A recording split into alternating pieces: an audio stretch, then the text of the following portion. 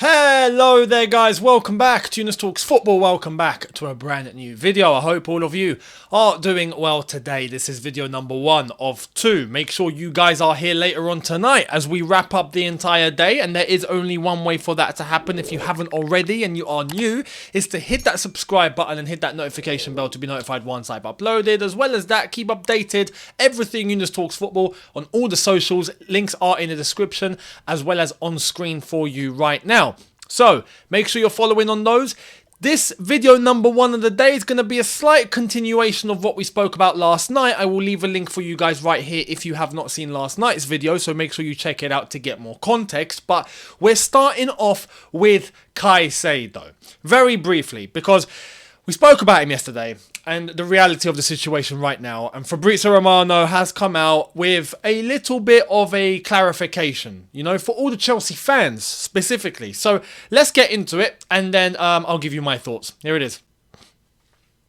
Moises Caicedo really wants to move, so let's see how he will act in the next days, but I can guarantee the negotiations are ongoing and that it's not over. I know Chelsea fans are getting impatient, but he wants to join Chelsea as his priority and they are working on it. This is, again, going back to the point that I mentioned yesterday about some of the people that were saying, no, just walk away from the deal. Walk away. Walk away. We can't walk away. No, there's still scope to get this done. Right? On top of that, the player wants it. Now, we have to kind of rely on the player now to act.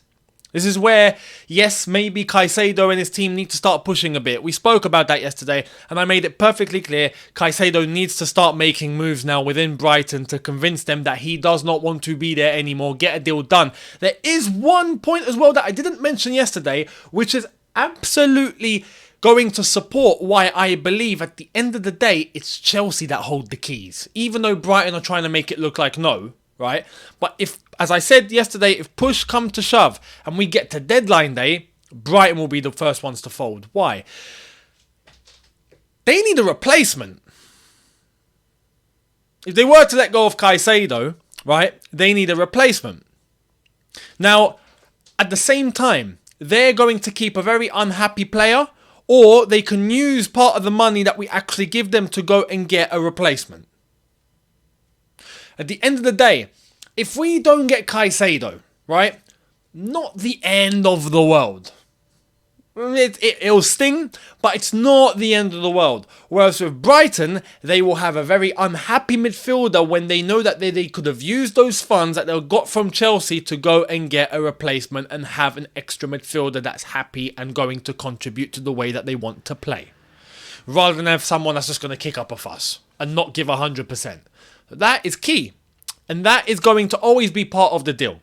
Is if Caicedo were to go, we have to understand, much like we do sometimes, is that if we let a player go, right, hang on, we're going to get a replacement first. Unless if this window is a different context because we're just flogging lots of players, we want to get the squad a little bit shorter in terms of number. Yeah, we want to condense. We've got too many players, right? So that's a different story. But normally, it would be 1 in, 1 out. So we have to understand that as well. This is where I'm saying, look, it's too soon and too irrational, too knee-jerk to go, no, just leave the negotiation. Or, on the contrary, no, just pay 100 mil. Pay 100 mil. No. Relax. Yes, obviously, it would be ideal to get the player before we play Liverpool. Oh, I understand. That would be fantastic. But that's not how life works all the time. You don't get everything your way. The most important thing is that we eventually do end up with the player. And we end up with the player at more to do with our terms rather than Brighton's terms. And for the people that are saying, this is one additional point, pay 100 mil, pay 100 mil. Why do you think we're in the situation we're in right now? Why do you think this is dragging on? And we're hesitant. And we're going, no, we're not going to pay 100 mil. But why do you think it's taking so long? Because Brighton think that we are going to do it. Why do they think that we're going to do it? Because that's what we've been doing before. That's what we were like before. Yeah, no worries. How much? Can we get a bit shorter? No? Alright, screw it. Pay the money. But that's what we used to do. Not long ago, how much did we pay for Enzo? We gave Benfica what they wanted in the end. Even though we tried to negotiate, there was a release clause, but we even went a little bit above the release clause just to get the payment structure that we wanted. How much did we pay for Mudryk? Everyone laughed. Oh my God, how much did they spend on Mudryk? Bloody hell, those guys are crazy. I spent 600 million in 2 windows. Wow, what they're flipping minted these lot. They're just throwing money out the window. It's a reputation. We have to take the damage here. And the damage is, look, sooner or later, we're going to have to try and fix it. So we might as well start fixing it now. And this is a situation where we actually do have a chance to recoup back some reputation. To try and change the image. Going forward, that way clubs know, okay, we can't just tell them, give us all your money. It's not going to work anymore. That used to work, not now. That's what we need to do. And it starts now with Caicedo. And we do have the cards. As I said, if it comes to deadline day, which I don't want it to get to, but if it must, it must. The most important thing is we end up with the player. So let's wait and see what happens with Caicedo. I believe that we will end up with the player. And Brighton will be the ones folding, not Chelsea. So let's see. Let me know your thoughts down below. Now, there was another story that we mentioned a couple of days ago. And I wasn't expecting this one, I'll be honest, because we were hearing about Michael Olise, weren't we? Olise, apparently, yeah, it's looking like we're going to come in and it's all looking good and Olise wants to move and all of that and it's fantastic. Well, we've got another one now. We got another one and I think people are going to be excited about this one, so here it is. Chelsea are close to agreeing personal terms with Mohammed Kudus. He'll likely cost £40 million. That came from Ben Jacobs. An additional bit of info coming from a good Ajax page at AFC Ajax is Chelsea target Mohammed Kudus is absent from training for medical reasons. He stayed indoors and received treatment for a minor injury. Sorry, that is the actual Twitter of Ajax itself, right? So they've come out and clarified the situation. There is another page, at the European lad, who's very, very well connected with Ajax, right? And he said the same thing. Kudus is absent, not training, medical reasons. Now that can be legit, but it could also be code for, there's a bit of instability now. So we're not going to involve him because he might be leaving, right? So this is the thing. Especially if he's not outdoors with the rest of the players, he's inside receiving treatment on a minor injury, so he's separated. Perfect timing. Mohammed Kudus. This was one of the names that we've mentioned, and I did say the other day that if it came to it, it's going to be either Michael Olise or Mohammed Kudus, not both. I truly believe, not both. It'll be one of them. I thought we were leaning into Michael Olise. Now it's looking like we're going for Mohammed Kudus. I have to be honest, it's getting to a point where we actually need to take some direction, pick one and go for him, right? Mohammed Kudus, I know a lot of people are optimistic about. He's an Arsenal target as well, which is kind of nice because it takes a bit of the sting out of us and a bit more sting from Arsenal. I think with Mohammed Kudus, very, very efficient right winger. Can come and play central, can move into that role. Much like we were talking about the other day where we have those options of if it's Olise or if it's Kudus or it's Cherki. Cherki's gone quiet for a little bit now. Don't know if Lyon are actually willing to let him go, even though it seemed like they were. Laurent Blanc desperately does want to keep him and the rest for another year. I don't know if that's a little bit too complicated for us to get done, although I would love Cherki at Chelsea, I've already said that. But if it means that we've got other options there and it's going to be Olise or Kudus, fantastic. Absolutely fantastic. And we have to remember, these are players that can come central. So they are versatile. If it means that they're going to play on the right-hand side, fantastic. If it means they're going to come in central and we're going to be letting go of a certain Gallagher, for example, we're not going to be getting an actual attacking midfielder. We've already got Nkunku. There is talk about Chukwuemeka being used. There's talk about Lewis Hall that we're going to come to later. Then you can rely on one of these lads coming central, whether it's Olise or whether it's Kudus. Cherki is an attacking midfielder that you can rely heading to the right-hand side in doing the opposite. So the versatility and the profile of these players is what absolutely helps. Apologies. But I think one of them, surely one of them will end up at Chelsea. One of them. Who? Who would you prefer? Olise? Kudus? Or do you still see something in Cherki and that happening? Now, if I had my way, I want Cherki. For me, and yes, I got a bit of bias. It'd be nice, nationality and that. But I think in terms of someone central that can play on the right-hand side, it's not much different. But the profile and the ceiling and where he might head could be an absolute world beater. Whereas with Olise and Kudus, yes, the scopes are high. Will they hit the same level as Cherki? I'm not so sure. Although, it will still be quite a decent level. So for me, technically, I don't mind, although I have my preference. But let me know what your preference is and who would you prefer, and do you see this happening with Mohammed Kudus? Let's wait and see what happens. Let me know your thoughts down in the comment section below. Now, talking about Conor Gallagher, let's get to the latest on him, because yesterday we mentioned there was a bid. There was a bit of conflicting reports out there in terms of a bid getting rejected. Well, now we actually have the clarity, and it turns out Jacob Steinberg was actually correct. So fair play. Here it is. Fabrizio's confirmed Chelsea have rejected West Ham's first bid for Conor Gallagher, around £40 million with add-ons. After discussing internally and also with Mauricio Pochettino, Chelsea decided to reject. West Ham remain interested, but Chelsea want at least £50 million to sell Conor. Now, look, normally, I would be thinking this is insane. What are we doing? Accept the bid. And I still am on that level, but coming from a different direction. I'll explain. Here's Simon Phillips quoting Nizar Kinsella with the latest on this as well. West Ham remain confident of securing a deal to sign Chelsea's Conor Gallagher despite seeing an opening offer of £40 million rejected. Chelsea want close to £50 million, and there is optimism at the London Stadium that an agreement can be reached. You see, initially yesterday we were hearing that West Ham are going to walk away. It's £40 million or it's bust. Now we're hearing no, they're still in it. They still want the player. We'll try and make something work. All right. Now, normally, if it was West Ham on their own coming in for Conor Gallagher, they're offering 40 mil. I'm yelling on here, snap their hands off. Snap him off. All of it. 40 mil for Gallagher. Yes, please. Yes, please. We go back to the point yesterday of some people that are like, no, we absolutely must keep him. Look, I've got my opinion. I think that he won't be extremely necessary. Technically. We know physically he's a beast. But we don't need physical. Physical can be worked on. We need technical. With Pochettino, we need ballers. And that is my prime concern here. My prime concern is I don't think Gallagher will hit a level technically where he needs to hit.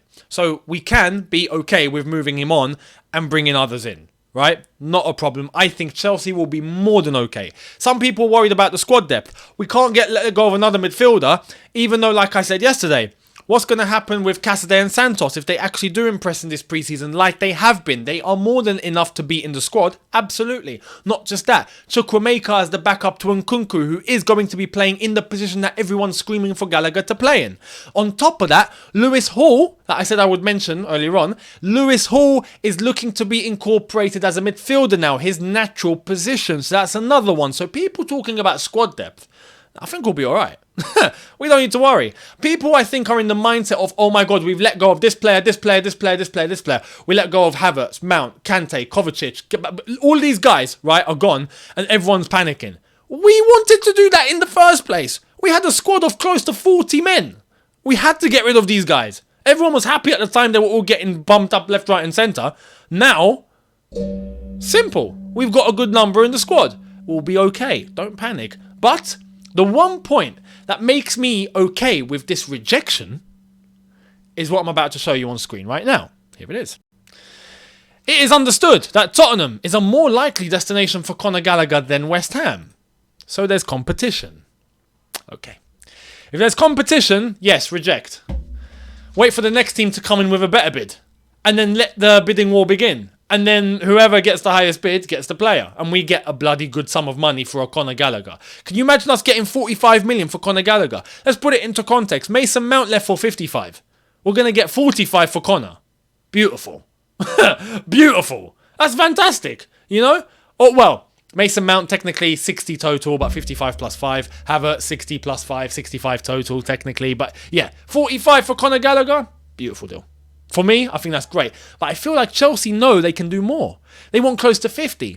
So I reckon a deal somewhere in between 45 and 50 total with add-ons included. Maybe if we're talking 42, 43 plus 5, 4, something around that of add-ons, will be a deal that will get accepted by Chelsea and we'll see Conor Gallagher move on. On the anticipation as well, like we actually do bring in for example, a Kudus, like we've already said, can play on the right-hand side, is a right-hand-sided player, but can shift into the middle and back up Nkunku, and if Chukwuemeka's sticking around, then we've got enough depth there. That is something that could work. Shirky, eventually, if we did actually end up going in for him, then boom, direct replacement, don't need to worry. So this is where I do think Chelsea, at the same time of possibly letting Gallagher go, will end up getting a deal done of either Shirky, Olise, or Kudus. And that would be seen as the replacement for a Conor Gallagher departing in the position that he normally plays in. So there we are. That's how I see the situation. Let me know your thoughts down below and we'll see what happens. I do anticipate Gallagher leaving.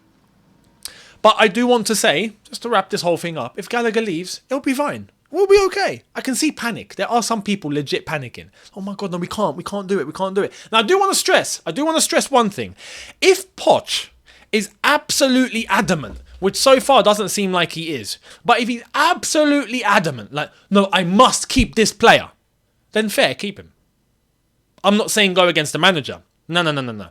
If the manager is okay with accepting whatever is advised by Chelsea and he goes, all right, no, I'm on board with that, not a problem, which is what it seems like. This seems like it's more Chelsea happy to let Gallagher go than Pochettino, but Pochettino is happy to ride with that wave. Then that's fine. Let the player go. If he's completely against it and he's like, no, listen, we have to keep this player. Let me explain why. And I'm not convinced, personally, with Gallagher in the long term. But if he is, keep him. Let him work his plan. The one thing we have to do with Pochettino, because even up until now, he's proven that he's got every single aspect we've been looking for in a gaffer so far, right? Is you got to give him the chance to work. Let the guy work. Let the guy have exactly what he needs and all the tools that he wants. And if Gallagher is one of those, then cool, keep Gallagher. But like I said, so far it seems like even though Pochettino might think in his head, no, I might have a plan for him, he's not of the desperation of I must keep him. He's happy to let him go if it came to it. And that screams to me that he's not desperate to keep Gallagher and will be okay if we were to move on from Gallagher. Like I said, though, at the same time, if he wants to keep Gallagher, he's got to make that clear and Chelsea must listen to the manager. So let's wait and see what happens on that front. Let me know your thoughts down below. Now, talking about someone that could be heading out on loan but might not or whatnot, I don't know what's going on now. This is actually weird. I get it, but it's weird. Let's get into it. Here it is. New Chelsea signing, Diego Moreira, says he will be given first-team chances this season and believes Mauricio Pochettino is the perfect manager for his development. I'm confused on this one. I thought he was going out on loan. I thought that decision was already made. I mean, yeah, he'll be seen in pre-season. He has been seen in pre-season. I have noticed that in pre-season, and you see all the clips and the videos that are coming out, even on the Chelsea official pages, there's a focus on Poch with Diego.